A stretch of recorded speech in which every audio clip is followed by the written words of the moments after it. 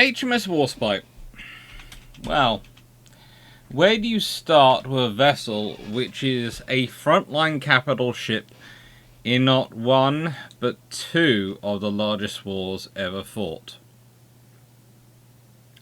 A ship that served, you can say, from its first commissioning in 18th March 1915 to its decommissioning 1st of February 1945, at very close to 30 years. It earned the nickname Grand Old Lady. I'm not sure whether its motto of Belli Dore Despicado, I despise the hardships of war, really fit, because frankly, as ships go, and as ships named Warspite go, this one had a particular penchant for deciding what to do itself. Now, it's rather fun to talk about these ships. And it is fun to try and talk about HMS Warspite in 20 minutes, which is the challenge of the Key Ship series. So far, I fail. I fail badly. And I honestly am not sure. Well, I failed very badly yesterday, didn't I? It was an hour and 20 minutes for USS Texas. So, we will see. We will see if I can get Warspite done in 20 minutes. To be fair, I'm helped with Warspite because Warspite is a topic I have studied a lot over the years, and is a vessel which has been there for so much of my studying and so much of my learning. Whenever you start talking about naval history, and you're doing most courses on naval history these days in university, or even definitely at school level, if you get to touch on naval history, it's normally World War I or World War II. Occasionally you get Age of Sail at school, and once you get to university, you'll get Age of Sail, but you also get World War I and World War II. And when I decided to do a PhD thesis, which, well, my first suggested topic was about deterrence in the 20s and 30s, and I was told that there just hadn't been enough work done to be able to really get into that and the way I wanted to do. That frankly, whilst I could probably start it as a PhD topic, I couldn't finish it enough to actually submit a PhD thesis. Which was a shame, because I was going to be calling that Warspite Diplomacy, but we'll leave that to one side, because some of the things she gets up to around the world. You have a choice in the 1920s and 30s. If you behave well and live further away from the UK, i.e. Australia or Japan, you will get a visit of Hood into your region. If you live closer to the UK, i.e. the Mediterranean, or the North Atlantic, you'll get Warspite. At a certain point, Warspite becomes the present ship, the status ship. And it's really kind of interesting because she wasn't really supposed to be. Queen Elizabeth was a flagship of her class, yes. And if you look at the other vessels in her class, well, shameless book plug, HMS Barham was the flagship of 5th Battle Squadron at Jutland. HMS Barham was the flagship. She had the Rear Admiral aboard.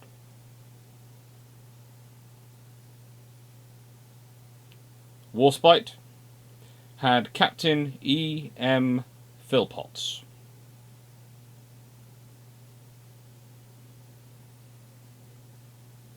But no Admiral.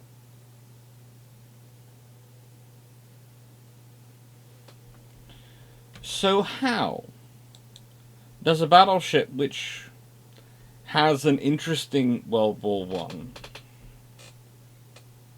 and we must admit, doing a whole circle a couple of times in front of the entire German high seas fleet is certainly a way to have a party. Might not have lengthened any of her crew's lives and might not have made any sense to any of the admirals in charge, but, you know, Warspite certainly performed a show. How does she go from being that to being the flagship of the Royal Navy? And let's be honest, people might say Hood, they might say King George V, they might say the Duke of York at various points, but let's be honest.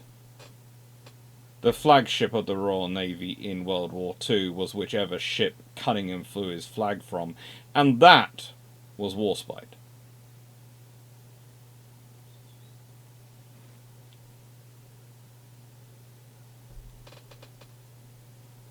So how did she get to that? Well, that is really the interesting part of her career. That is because of what she's used for in the 1920s and 30s. In 1919, she joined the 2nd Battle Squadron, which was part of the Atlantic Fleet. She took regular cruises to the Mediterranean. In 1924, she of course goes to the Royal Fleet Review, Spithead, with King George V surveying the scene. And then in 1924, she starts her first modernization.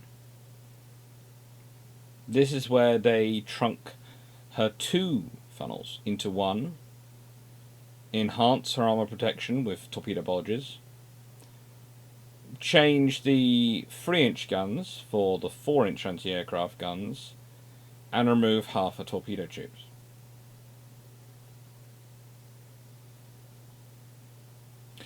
After that process is finished in 1926, so yeah, she goes in at the end of 1924 and she's in there for over a year. She assumes the role of flagship, Commander-in-Chief, Mediterranean Fleet. Sometimes has the second in command, but more often not has the Commander-in-Chief, and her captain is none other than James Somerville, who of course goes on to become an admiral of the fleet, and kind of important in World War II himself. Although in 1927 he managed to run her onto an uncharted rock in the Aegean and she had to return to Portsmouth for repairs. An eventful career is the beginning point for talking about HMS Warspite. And then in 1930, she rejoins the Atlantic Fleet. She's at sea when the crews mutiny in Invergordon, and only had 3 ships dismissed from her. I'm presuming that's because the ship itself was enough of a rogue that frankly none of the sailors felt like doing anything. And to be honest, if you look at the Invergordon mutiny, it is a very civilized and very polite affair. It's one of those interesting things is that kind of takes on the character of some of the mutinies that took place in the Age of Sail. This is over pay. The Invergordon mutiny is over the fact that people are doing the same job for different pay. And it all depends on when they started in the Navy, what their base rate pay is, etc. And then someone's got a bright idea of, oh, what we'll do is we'll drop everyone down to the lowest rate of pay. For some reason, 2/3 of the Navy who are not on that base rate do not like that idea. Can't think why.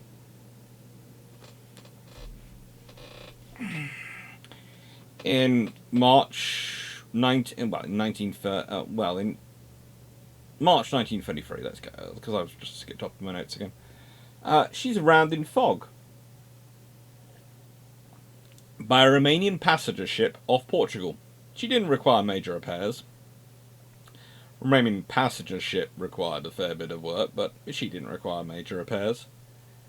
Between March 1934 and March 1937, she had a further reconstruction in Portsmouth. So you think about that. That is her third reconstruction between the wars. This one cost nearly 2.4 million, and it involved the replacing of internal machinery and pretty much the changing of her structure. This structure, which you see, changes. She gets the Queen Anne's mansion. This reconstruction is what gives her 6 individual boiler rooms. That's 6 Admiralty-free drum boilers replaced in 24 Yarrow boilers. And it's, of course, far greater subdivision. Now, here is the thing. You could probably, just going to say this, have mounted 8 boilers if you'd paired up the boilers in the boiler rooms. I haven't done the exact maths on the drawing, but I'm fairly certain once you're dividing up into 6 individual boiler rooms, that creates sort of levels of space and things around them and make it slightly more complicated, but you could have gone with 8 boilers, which would of course given a higher speed. But these 6 boilers and the new geared Parsons turbines increased fuel efficiency, reducing consumption from 41 tons per hour to 27 at almost 24 knots. And that's a big thing, because you think about it, 41 tons down to 27. Okay, you're going to sit there and go, well, that's only an extra 14 drop of 14 tons an hour, Alex. Yeah, it is. But that means what originally got you 2 hours steaming at 24 knots now gets you 3 hours steaming at 24 knots.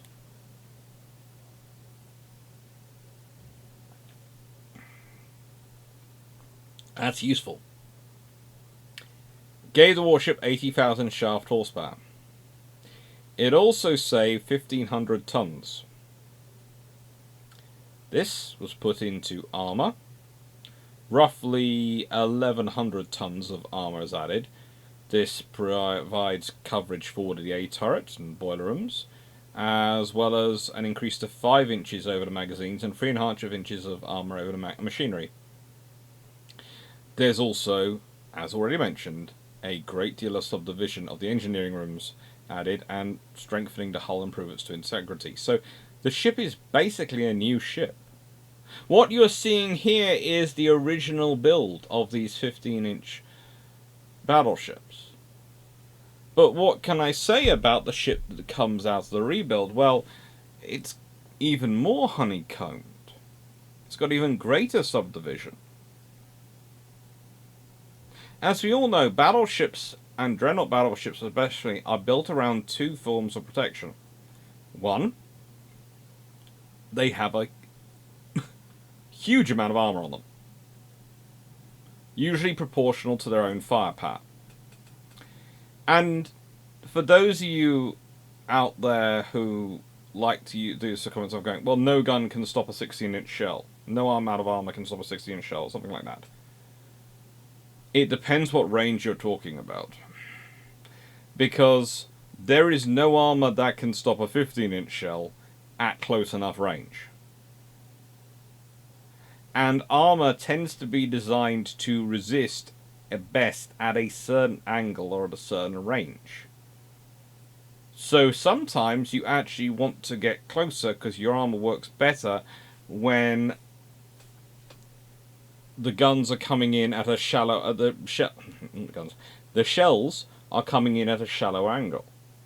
Because if they're coming at a steeper angle, perhaps they hit too hard. Sometimes your armour is orientated for a steeper angle. And sometimes you don't have any orientation at all and you're just sticking in as much armour as you can and you have a preferred range you want to sit at, because at that point it shouldn't, in theory, pierce it. It might not bounce off it, but it shouldn't pierce it. You can never build a ship to be invulnerable.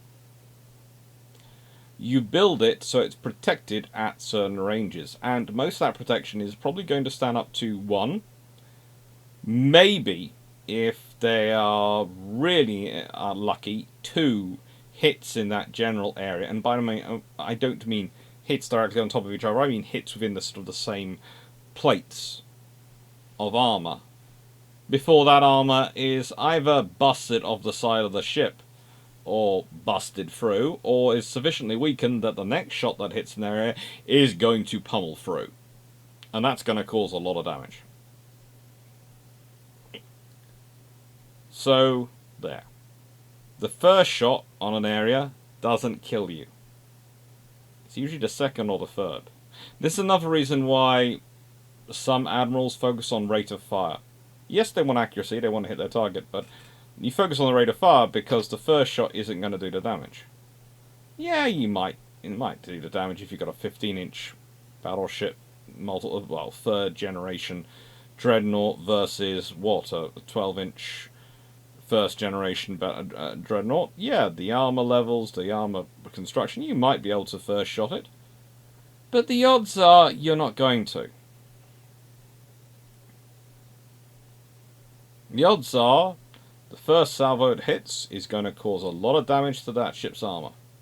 The next salvo is going to massacre it if it hits. That's the odds. So usually when you see a hole in a ship, it's not the first shell which has hit that area. I'm not going to say 100% of the time, but a large amount of the time, if especially it's a hole in the belt area of a vessel, a main belt area especially, often enough if you see a hole through a ship, it wasn't the first shot that hit it there, or rather in that general area. First shot that hit the area ruined the armor. Next shot, that penetrated. And finally, armament-wise, in her last refit, between March 1944 and March 1947, she loses her last pair of torpedo tubes. The 6-inch guns have their protection reduced. 4 of the guns are removed from the fore and aft ends of the batteries. 8 4-inch high-angle guns in 4 twin mountings and 2 optical 2-pounder pom-poms were added to our anti-aircraft defences, as well as additional 50 caliber machine guns on the main turrets. The original 15-inch turrets were upgraded to increase the elevation of the guns by 10 degrees, so they can now fire up to 30 degrees. This provided a further 9,000 yards of range to enable them to engage out to 32,300 yards, or 29.5 kilometers.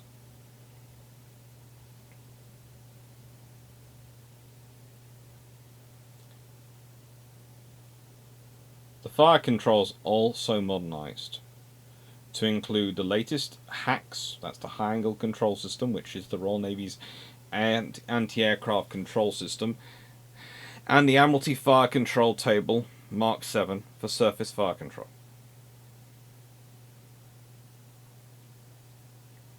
She has 2 cranes and an aircraft hangar fitted, allowing her to carry up to 4 aircraft, but usually she only carried 2. From 1938 to 41, these were Swordfish float planes, and from 42 to 43, they were Walrus flying boats. Her tripod mast was removed, and a armoured citadel is built up to enclose the bridge and to provide space for her to operate as a flagship. Something she'd already been doing since, let's be honest, 1926.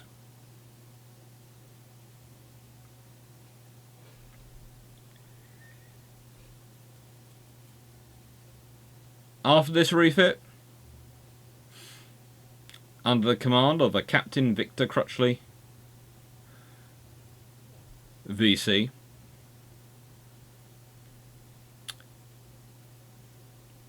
she was supposed to become flagship for Dudley Pound. But she had went into trials, and as is often with trials with Warspite, she had issues. Propulsion machinery and steering issues. Legacy of Jutland. They have just completely rebuilt her engines, have completely rebuilt her insides, and they're still dealing with the legacy of Jutland.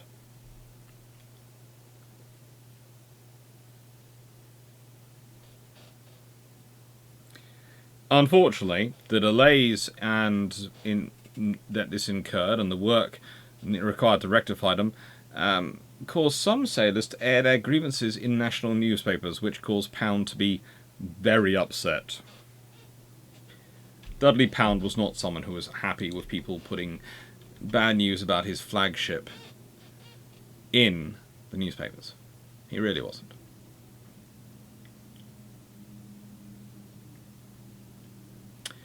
So, it wasn't until the 14th of January 1938 that Warspite entered Grand Harbour, Malta.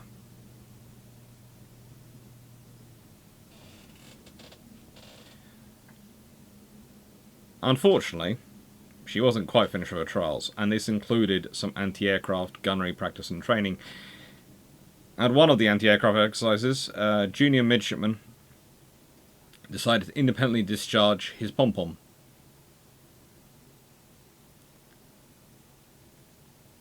After a towing aircraft flew low overhead to show the crew the target that they were supposed to be firing at. Unfortunately, the shells headed towards Valletta.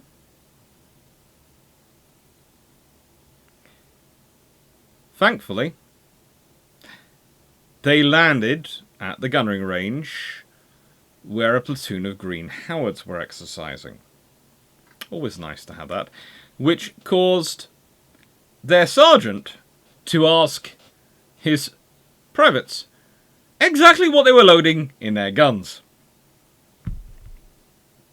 I'm fairly sure the sergeant realised something else was amiss, but the pom-pom had fired from sufficiently far enough away that when it landed it was a case of,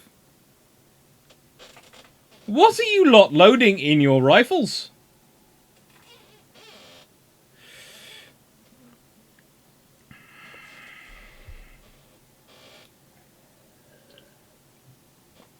As it was in June 1939 when Cunningham replaces Pound as CNC Mediterranean Fleet, he takes Warspite to Istanbul for talks with the Turkish government.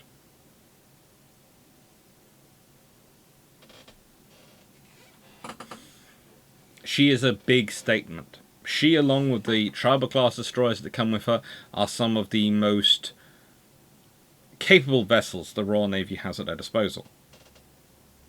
Unfortunately for Cunningham, this very capable asset, which was a very visible view of the importance of the Royal Navy attached to the Mediterranean, was immediately called back in September when war broke out, because Royal Oak was lost and the government was in a bit of a panic. And so they took the most useful method of deterrence and visible method of deterrence of Cunningham away from him when he needed it most to try and persuade the Italians not to get involved in World War II.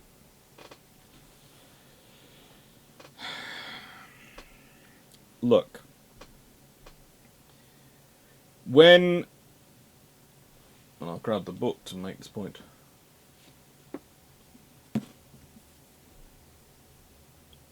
When the Queen Elizabeth class are conceived and built, the Royal Navy and the British government are digesting this work still. The maritime operations of in the Russo-Japanese War, 1904-1995, the official report compiled for the British government, kept secret for many years by Julian Corbett. This is some of the stuff he did for the Admiralty. Yes, the man who wrote this, Some Principles of Maritime Strategy.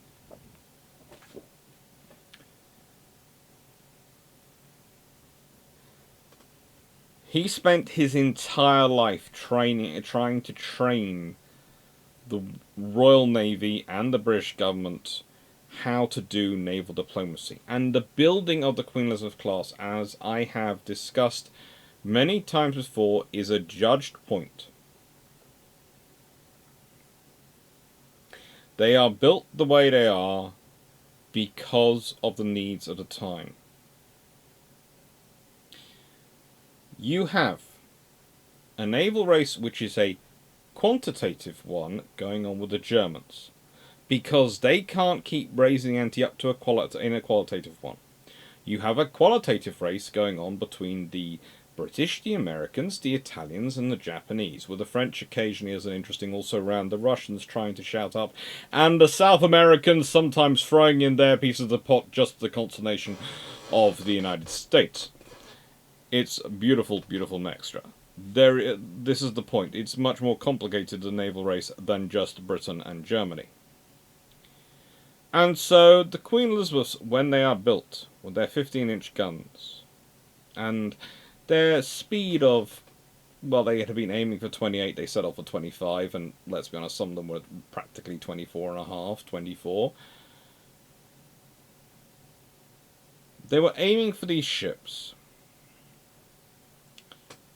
to not only jump past the 14-inch gunned vessels that the USA and others were now building, but also raise the level on the Germans. Because if you think about it, the British had done this already with the Orions. They'd gone up to 13.5 inches. The Germans had responded by moving up to 12-inch guns. Okay? So raising it up to 15 inches is going to make their ships even more expensive, because they're going to have to compete again, and they might raise them up, but they're never going to be able to match their numbers. They're never going to be able to match them in numbers. And that's the point the British know. The British know this is basically them winning the Anglo-German naval race and doing the next rung along, the next rung up, in the qualitative race. Because the qualitative race is quite a useful thing for the British. Why is a qualitative race useful? You're going to say. Surely any military and naval race competition is a potential cause of war. No. Okay? The quantitative race with the Germans, because of the distance to the UK, because UK sits astride Germany's access to the world, and because Germany had traditionally relied on Britain to provide naval power in the European wars while they provided the troops, them pursuing a process of providing their own naval power meant that they were breaking this old alliance, and they were seeking their own place in the sun, and they were literally right across from the UK. All these things were threats. It's the geostrategic reality. For the United States, they have a massive coastline. They have an empire they've taken over from the Spanish. They're building a navy. More importantly, whilst they're building better and better ships, Congress is still hamstringing them, and there are all sorts of issues being caused by that. And whilst Senator Tillman is an interesting example, and you will see in the Tillman Maximum video that it is far more complicated than him just winding up the US Navy, the fact is, the US Navy, in order to get stuff through Congress and get the support of wider Congress, has to be incredibly conservative in what it's doing. Whereas the Royal Navy can afford to take risks. Why? Because of the Warrior Dreadnought precedents. The Royal Navy can afford to take a risk because the Royal Navy has shown that when it's taken a risk in the past, aka peace, and when it took a risk with Dreadnought, it again secured peace for a few years. when they are ordering these vessels, when they are deciding on them, in 1912, they are thinking, okay, so technology has moved on rapidly. There are more people involved in this race than we like in this competition we'd like to, and we haven't secured our position as Warrior did. But hang on, with Warrior we did end up having to build enough of these till we forced other people to seek to balance them by offsetting them with other means. And the fact is, let's be honest, the British looked at the junior coal and just thought, that's funny. We're going to take that ideas and we're going to include them in our own fleet, but yeah, we're not going to get rid of capital ships to do it. This is the point of what these ships are about, and this is what they're being built up for. And Warspite is a really good example of this, because by modernizing her, when they couldn't build new ships and couldn't replace her, as much and as often they have kept that edge. They have. Just be nice if they modernised more of the ships as they went as well. But governments do like to try and save money. And the thing is, once you've modernised a ship once, you've brought it all up to that standard. It's actually cheaper to go and modernise that ship than it is to go and ship which is further standard. Because remember, you've brought ship up from A to B. Now you want to take it to sea level. Well, it's easier to go from B to C than it is from A to C. And once you get to D, because let's be honest, she has 3 refits. Do you want to jump from A to D? That's going to be really expensive.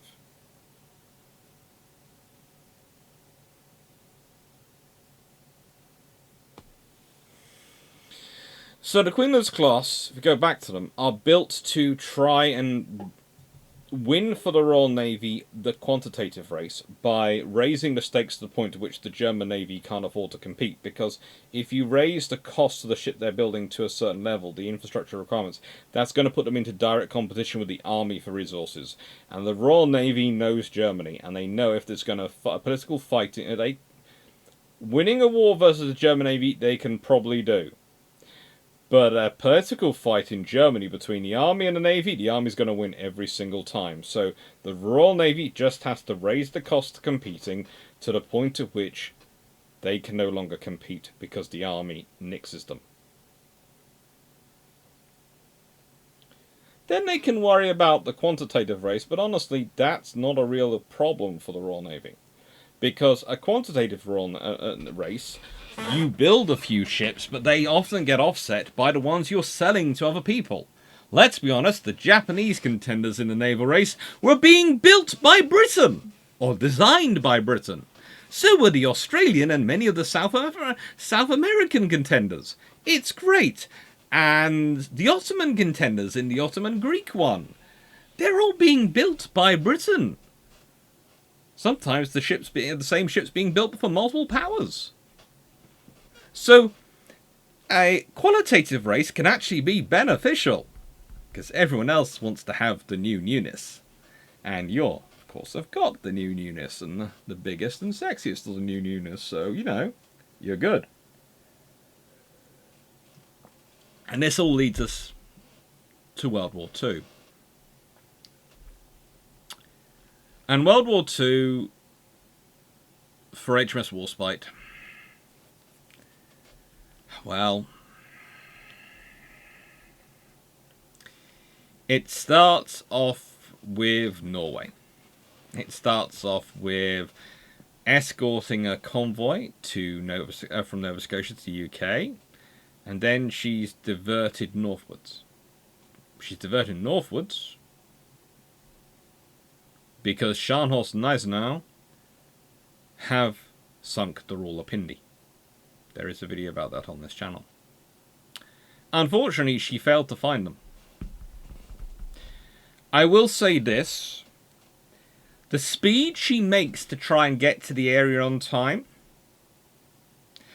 kind of reminds me of HMS Rodney. in that there's this supposed top speed of Warspite, unlike there's the supposed top speed of Rodney.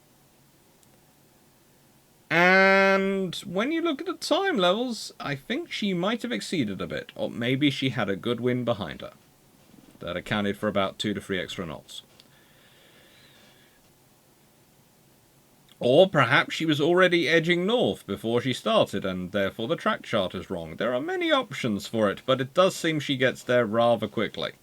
Sadly, not quickly enough.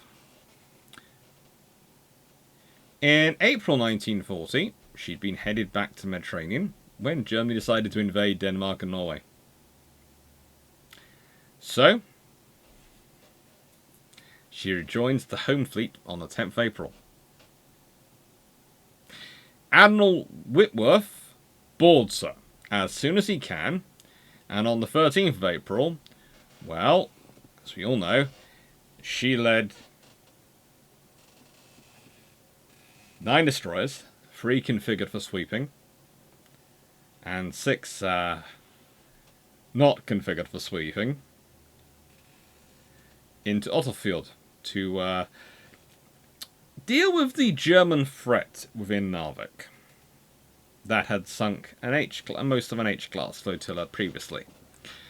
It was her Fairy Swordfish floatplane that sank U-64 with 250-pound bombs, apparently, becoming the first aircraft recorded in World War II to sink a U-boat, and then provided spotting reports for most of the afternoon for her guns, as well as telling the destroyers, as I've written in my book, and shameless book plug,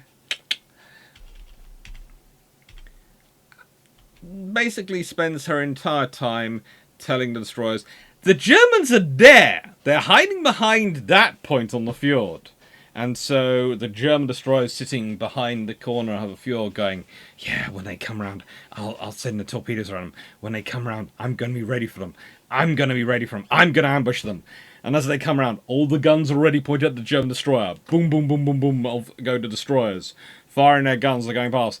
And the destroyers getting deluged by destroyer fire, and then Warspite comes around the corner and A and B turret go boom.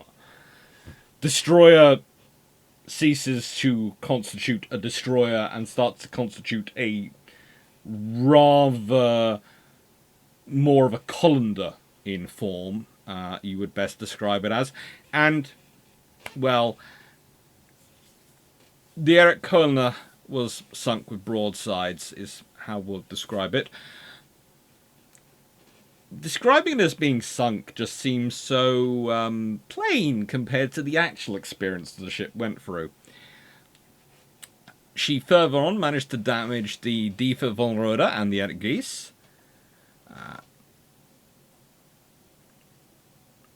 She carried on in Norwegian waters afterwards, and she did take part in several shore bombardments. And sadly, they proved ineffectual. But they were good practice for later on, and she then redeployed to the Mediterranean on the 28th of April. Arriving in Alexandria just before Italy entered the war on 10th of June 1940. Immediately, Cunningham went, mine! It's quite interesting how quickly he manages to get aboard her. Really does. Whilst there, well, she's immediately put into good use. On the 7th of July, she goes out to take part in escorting convoys travelling from Malta to Alexandria. This was done in full knowledge that the Italians were also escorting their own convoy to Tripoli. Cunningham's plan was the same as his plan always was. Try and draw the Italians into a fight. Preferably a fight he can win. Admittedly, his view of what kind of fights he could win is kind of expansive, but yeah, that's pretty much it. Draw the Italians into a fight he can win.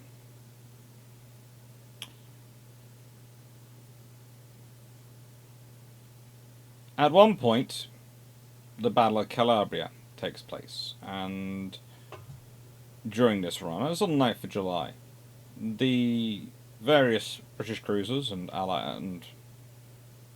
Australian cruisers involved had 6-inch guns and were outranged by the 8-inch guns of their heavier Italian counterparts when they arrived, and so disengaged.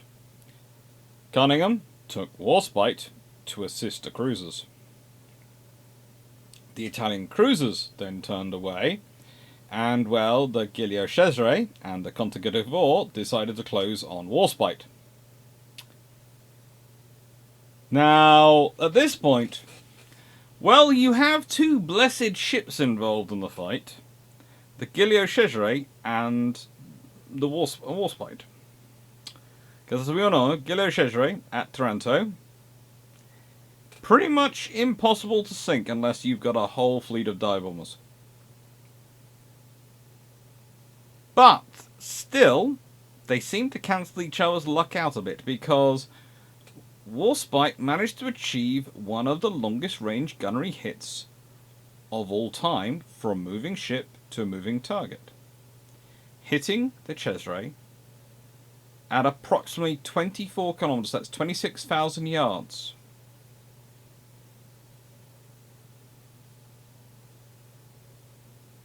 The other one, which is roughly the same, is actually Scharnhorst on Glorious, which, of course, happened in June 1940, but, you know, there is a small difference in that. It's not as if Glorious was firing back at Scharnhorst at the time, whereas Giulio Cesare was doing her best to fire back. This shell actually managed to pierce the Cesare's rear funnel and detonate inside it, blowing a hole of roughly 6 meters across out of her. Fragments started several fires, and their smoke was, due to the nature of the boiler room, drawn into it, forcing 4 boilers offline, as the personnel just couldn't breathe. This dropped the ship's speed to 18 knots.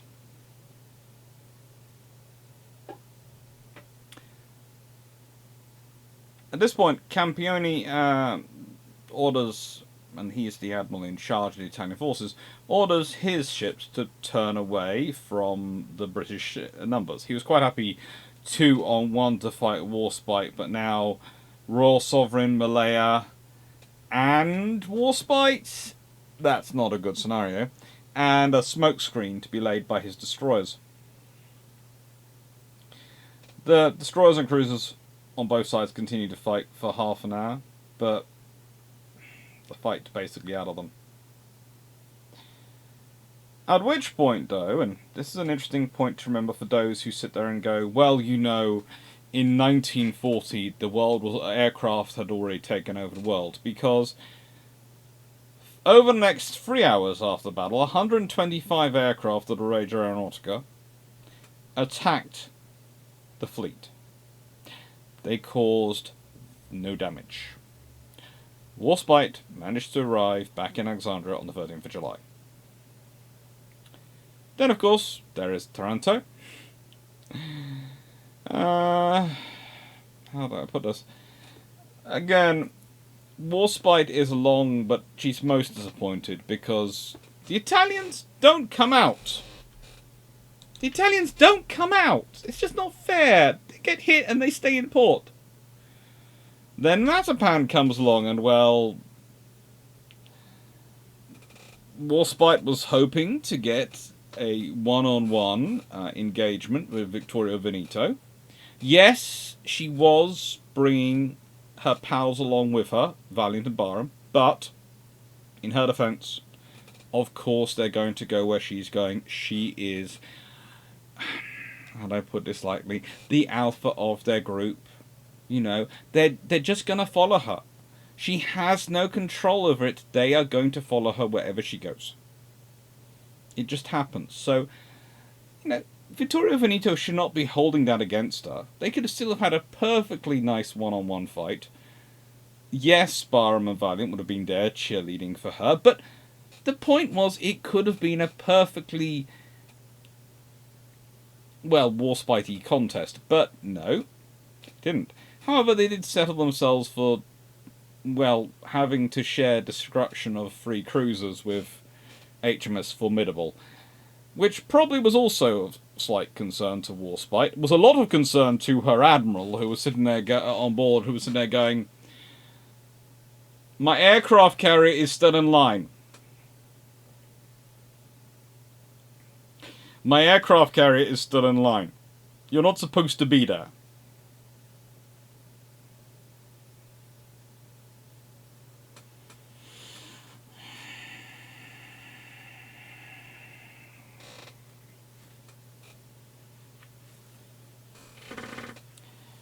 Then comes Crete, after Matapan. And there she pretty much is being used for her very, very dense anti-aircraft battery. She does get a lot of damage during Crete from air attacks. She has a 500-pound bomb, damage her 4-inch and 6-inch batteries on her starboard side.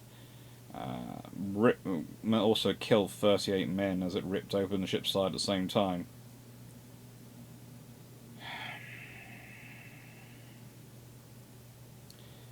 She was actually sent to Bremerton on the west coast of the United States to be repaired after that. It made sense. It was sending her to a nice, safe area. When she arrived in Bremerton Shipyard on the 11th of August 1941, having travelled through the Suez Canal, across the Indian Ocean, stopping at Manila, then Pearl Harbor, Eskimo, all along the way, they started to repair her. They replaced her 15-inch guns with new barrels. They added in more anti-aircraft guns, made modifications to the bridge, new surface and anti-aircraft radar. Warspite was actually still in Bremerton Naval Shipyard when the Japanese attacked Pearl Harbor and went on alert, as it was felt that if the Japanese decided to attack Bremerton, well, she was one of the few ships which had the anti-aircraft defences that could have actually assisted the harbour in its defence. She recommissions on the 28th of December, took sea trials near Vancouver, and then sailed down the west coast of the US and Mexico, crossed the equator, and arrived at Sydney on the 20th of February 1942. She would join the Eastern Fleet at Trincomalee in March 1942.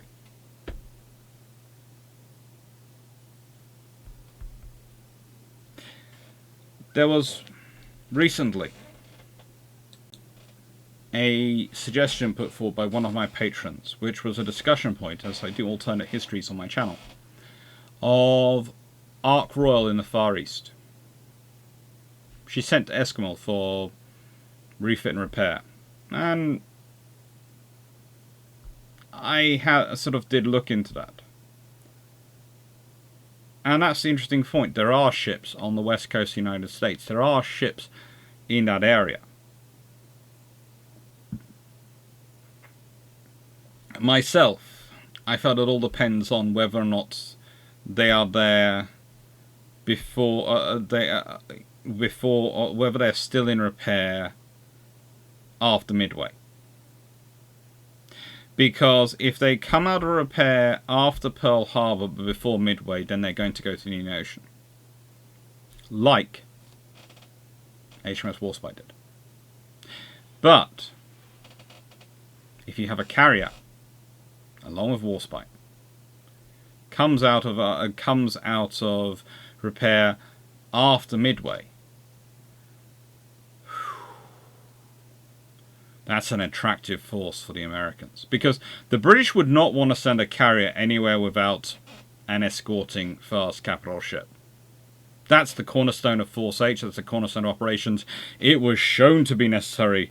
It's shown that their interwar exercises, which had shown it was necessary, were very, very proof in the pudding. after the loss of Glorious and Courageous to an extent. After their loss, it's been rammed home. That's what Renown does with Force H. That's what Hood does with Force H. That's what the King George V's, which occasionally operate with carriers, are doing. That's why you've got King George V with HMS Victorious when there is the hunting for Bismarck going on. When Hood gets sunk in Denmark Straits, she's with a fast capital ship. This is how the British operate. So if you had Ark Royal in that area, and she was called upon to assist the US Navy,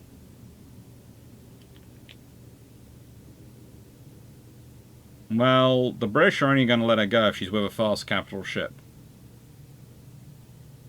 And the fastest they'd had in the area at the time would have been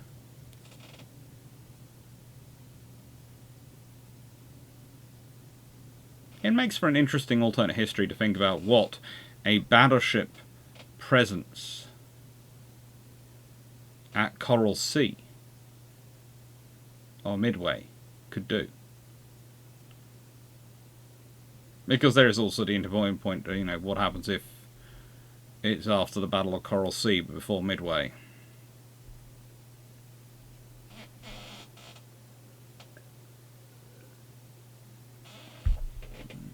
Something interesting to consider.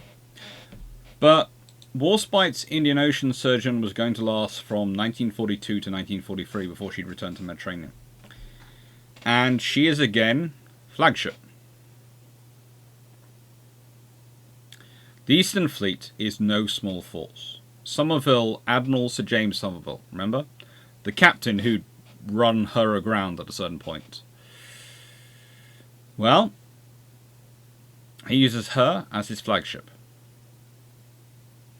He is forming his group up around Formidable and Indomitable, those two fast, large carriers, 4 cruisers and 6 destroyers.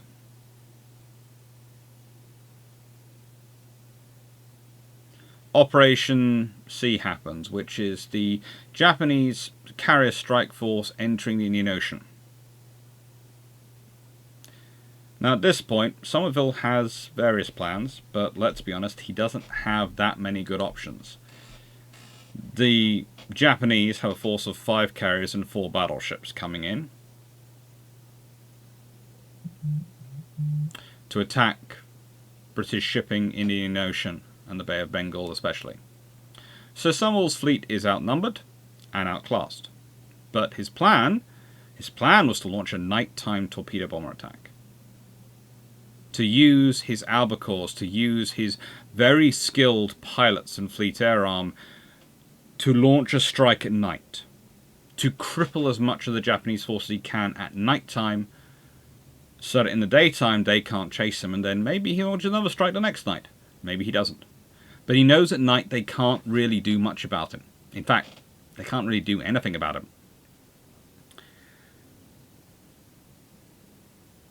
However, things don't go to plan.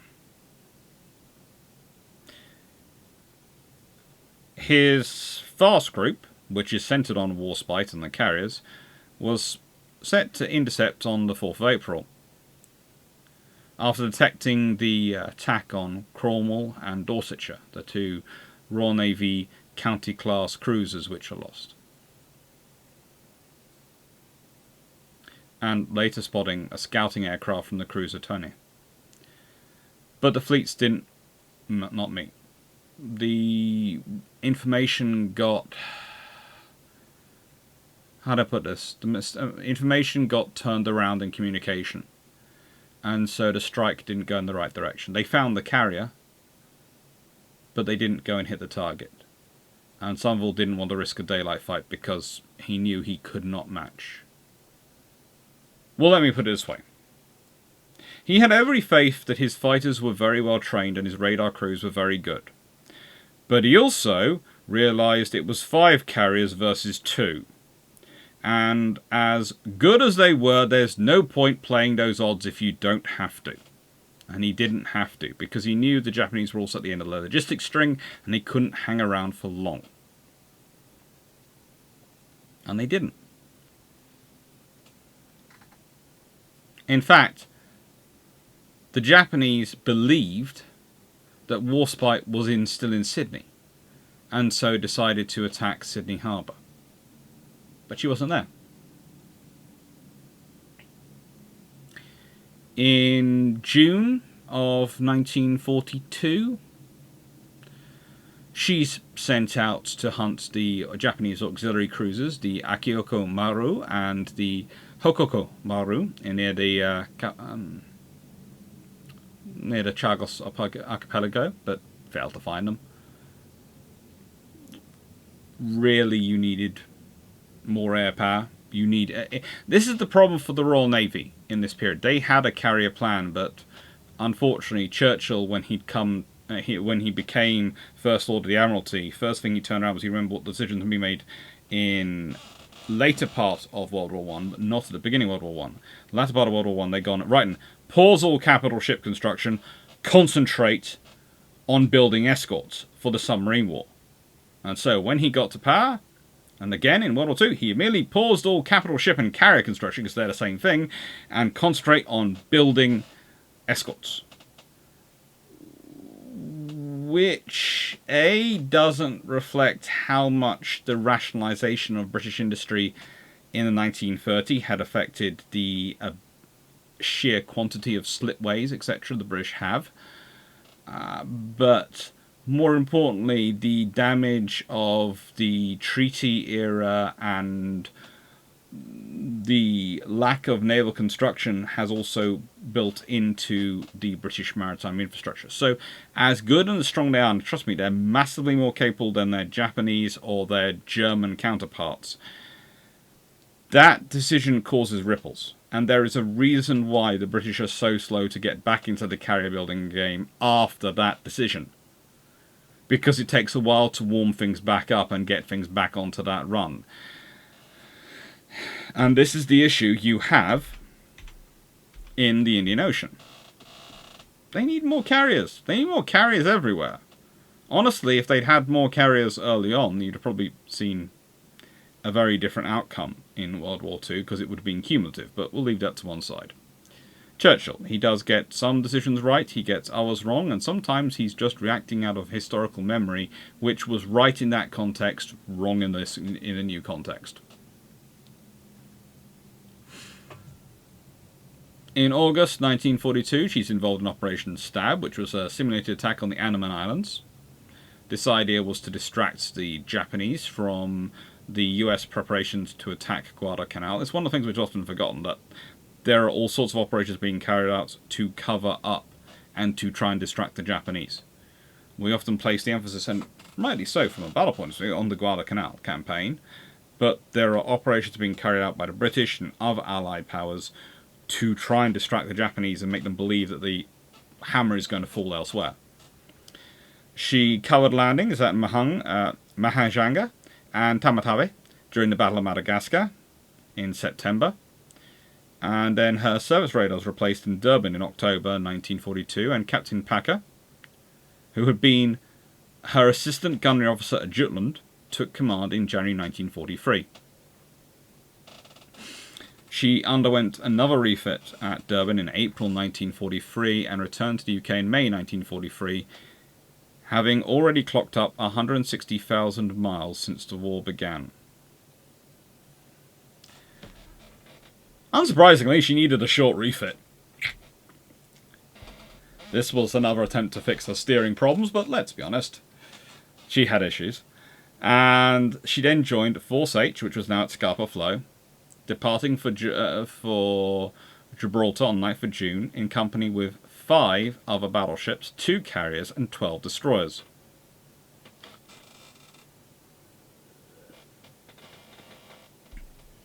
She formed up with 2 of her old pals from Matapan, Valiant and Formidable.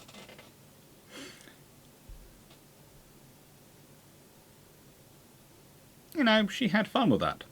She returned to Alexandria in July to take part in Operation Husky, And she actually becomes the first battleship to visit Malta since December 1940, when she fuels there in 12th of July 1943. And this is a big moment for Malta, because for them it means that the Navy's back in strength. A battleship, especially Warspite, turning up, which has been the flagship of the Mediterranean fleet for a lot of people's memory since World War One. Her turning up is a big thing.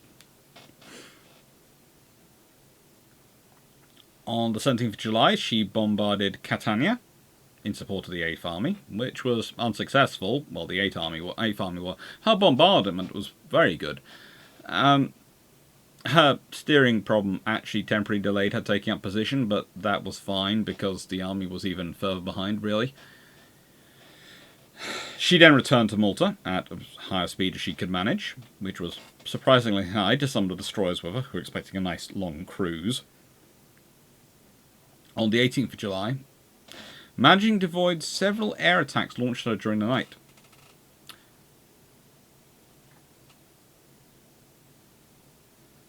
It was on this operation, on her return, that Admiral Cunningham came up with her nickname, inadvertently.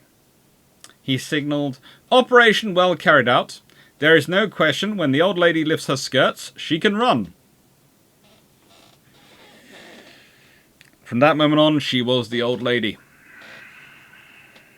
Cunningham had coined it. She covered the assaults in the Straits of Messina. She covered the landings at Salerno. She was in it all.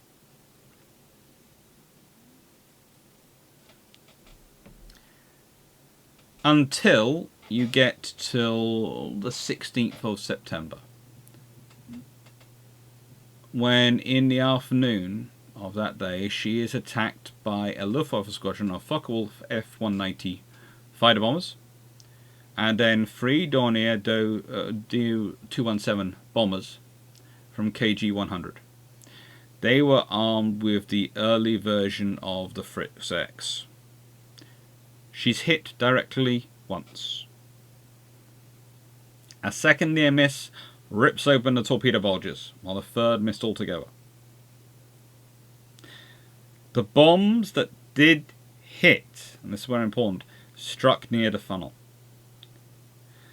Especially the one which actually hit her properly. That cut through her decks and made a 20-foot hole in the bottom of her hull, crippling her.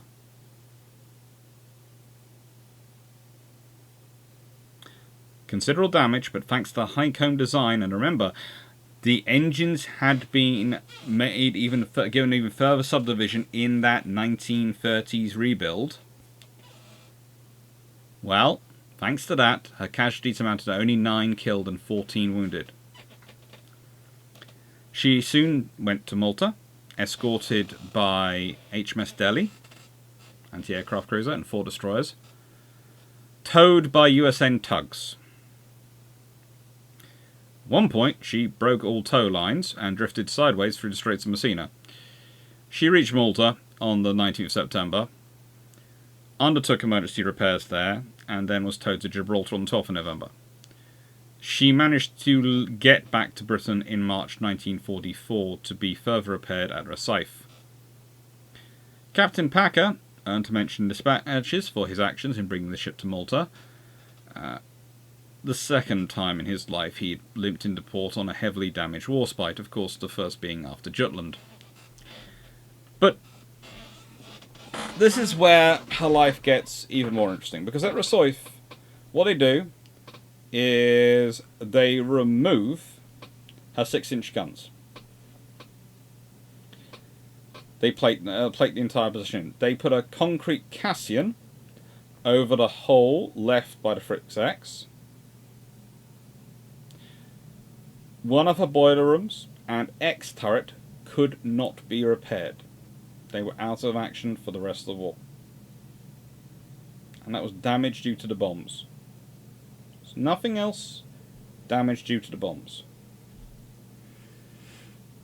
She left Greenock on the 22nd of June 1944 with 6 15-inch guns working, 8 4-inch anti-aircraft guns working, and 40 pom-poms.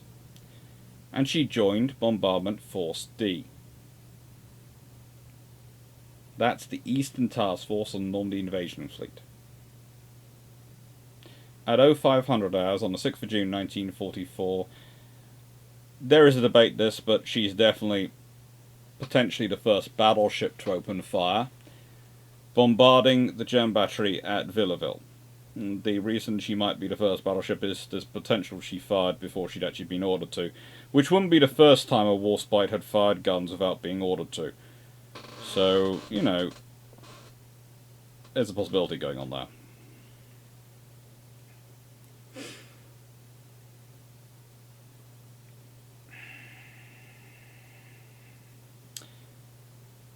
She bombarded the German battery at Villaville from 26,000 yards offshore, and this was supporting the 3rd Division in their landing on Sword Beach. She continued bombardment duties on the 7th of June, but after firing 300 shells, she had to rearm and cross the Channel to Portsmouth. She returned to Normandy on the 9th of June, supporting American forces at Utah Beach. And then on the 11th of June, she took up position off Gold Beach to support the British 69th Infantry Brigade near Crystal.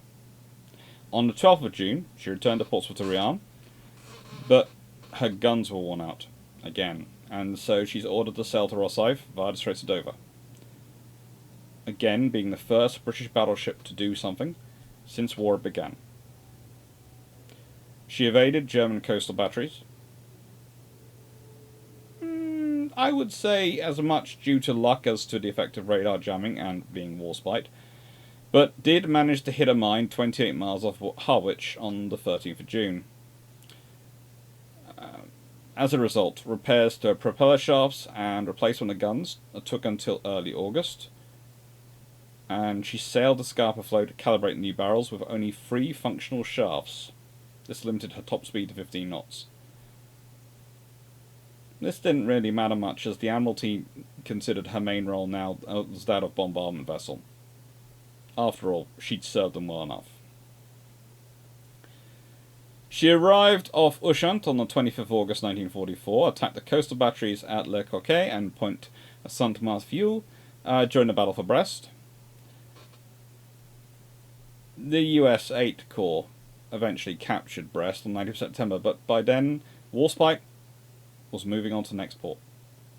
And in company with Erebus, she carried out a preparatory bombardment of targets around Le Havre. This is prior to Operation Astoria, and to basically make things easier for them when they come to the town 2 days later. And her final task was support of the Anglo-Canadian Operation, I think it's Infatuate? Yes, Infatuate, which is the taking of the port of Antwerp, which was captured by September and cleared the Scheldt estuary of German strongholds and gun emplacements. She often partnered up with either Erebus or Roberts, the 2 monitors, and would bombard targets on Walcheren Island on the 1st of November 1944, returning to Deal the next day, having fired her guns for the last time.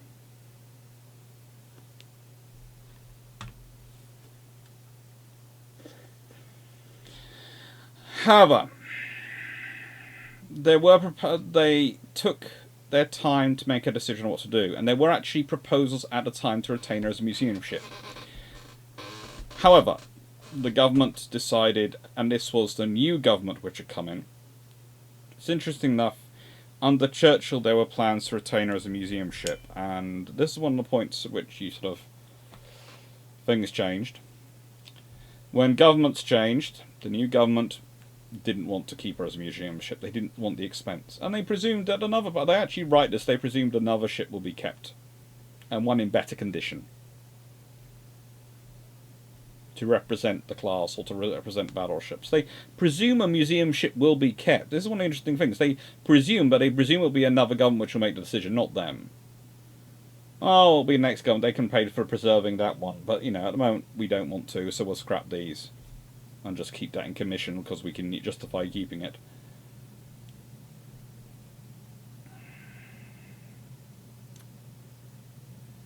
Her sale for scrapping is approved in July 1946, and she sailed from Spithead into Portsmouth to have her guns removed. In April 1947, she departs from Portsmouth for scrapping at Faslane. Now, on her way, she encountered a severe storm, and the connection between the bustler, the tug, parted, and the other tug, the Matilda, I always want to call her Matilda 2. Oh, no, it's the Matilda 3, actually. Let me check my notes. It's the 3, Matilda 3, slipped her tow. In storm force conditions, Warspite dropped one of her anchors in Mounts Bay. This unfortunately didn't hold, and a storm drove her onto Mount Murpus Ledge near Cudden Point. She later on refloated herself and went hard aground in Prussia Cove. Now, Prussia Cove is a beautiful place to visit in Cornwall. If you ever can get there, go there. It is an absolutely gorgeous view. And I'm not saying this because of my family connections to Cornwall and the fact I spend far too much of my life down there and love going down there. It is an absolutely gorgeous place. It is really worth going. And also, I always recommend going to Mounts Bay and St Michael's Mount. And I recommend climbing all the way up. It's the only thing that ever did me gave me any preparation for some of the climbing I did in Jersey. Anyway. Her skeleton crew of 7, who were aboard her at the time, were saved by the Penlee lifeboat. Her hull was damaged, and whilst there were several attempts to refloat her, it wasn't much effort put into it. So they were still trying in 1950, 3 years later. There was actually a crowd of media watching as the salvage crew set to work. Despite the use of 24 compressor tanks pumping air into her tanks, the salvage failed. There was just insufficient depth of water to float her clear from the reef in a southwesterly gale.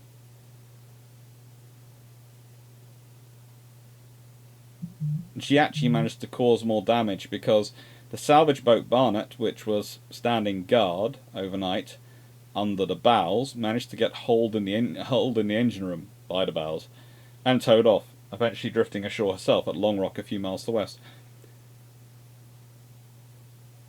By August, they'd sort of moved her to the point at which she's beached off St Michael's Mount. And they make another further salvage attempt. November 1950. But they fail.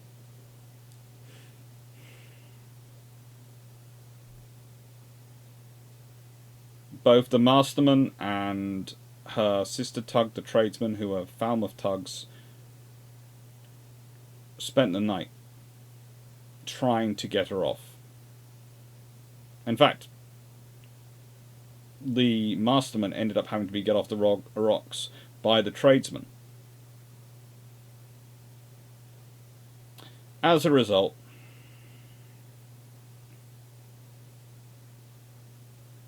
and aided by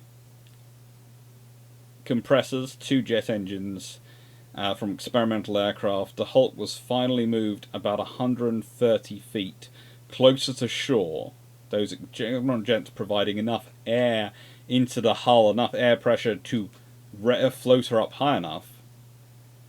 And by the summer of 1955,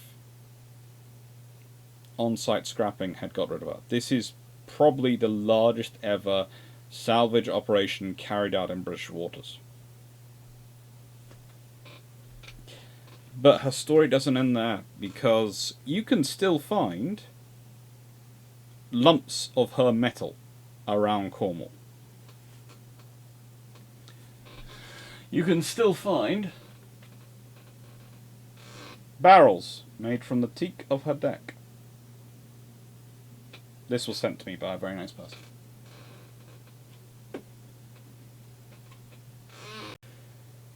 Her nameplate was held for many years by the Wink in Lamona, Cornwall, but was sold at auction not that long ago.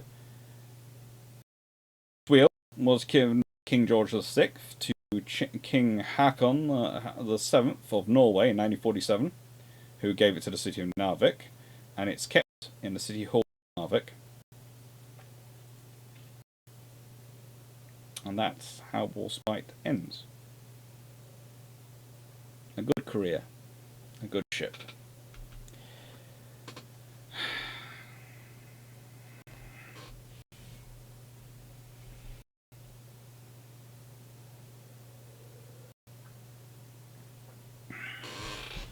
Hopefully not quite as long as text was, but I think it's more than 20 minutes. I'm never going to get all the recordings done in time if I keep going over this much, am I? Take care, everyone. Thank you very much for watching. And this is going to be a premiere, so I should finish with a question. Definitely should finish with a question. Okay. Here's the question. If Warspite doesn't get hit by the Fricks X and doesn't therefore get that massive amount of damage, do you think she ends up getting preserved? After modernized, she's a 15-inch. She's a status vessel. There are going to be others scrapped first. Do you think if she hadn't been scrapped that early and she was in better condition, she got preserved? What have we got coming up? Well, we had the Australia trip round up on the 2nd of July. That's a live game. Lives a while away. We are in Australia. Links down below. Details of, and we'll very much need your support, because trust me, it's expensive. It's going to be, but it's expensive. And this is out on the 11th, and well, the next one of these we have is a cheaper way of war, the Juno. You're going to enjoy that. You are going to enjoy that.